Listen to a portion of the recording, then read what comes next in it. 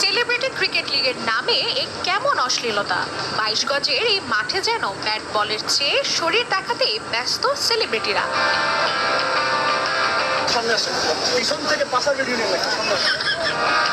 অনুশীলন কিংবা খেলার মূল পর্ব, সেলিব্রিটিরা ফ্রেম বন্দী হয়েছে নানা অশ্লীল রূপে, আর সেই ছবি মুহূর্তে হচ্ছে সোশ্যাল মিডিয়ায় ভাইরাল।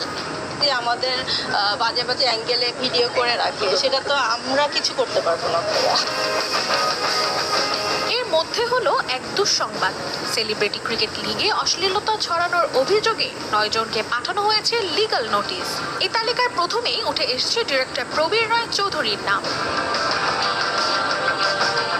এছাড়া আরও রয়েছে নির্মাতা গিয়াসউদ্দিন সেলিম, তানিম রহমান অংশু, অভিনেত্রী মারিয়া মিম, সিনথিয়া ইয়াসমিন, কিয়া পায়েল, মারুফা আক্তার জামান, মডেল শাম্মী ইসলাম নীলা ও আলিশার নামও। লিগ্যাল নোটিসে বাংলাদেশ সুপ্রিম কোর্টের আইনজীবী মোহাম্মদ জাকির হোসেন বলেন, সব বয়সী মানুষ যে খেলা দেখে সে খেলায় এমন অশ্লীলতা কোনোভাবেই গ্রহণযোগ্য নয়। এই সেলিব্রিটি ক্রিকেট লিগ 2025 নামে যে অশ্লীলতা ছড়িয়ে পড়ছে, সেই ক্ষেত্রে কিন্তু আমরা পারিবারিকভাবে ক্রিকেটটা দেখতে পারছি না, এমনকি ক্রিকেটের কিন্তু মান ইজ্জত নষ্ট হচ্ছে।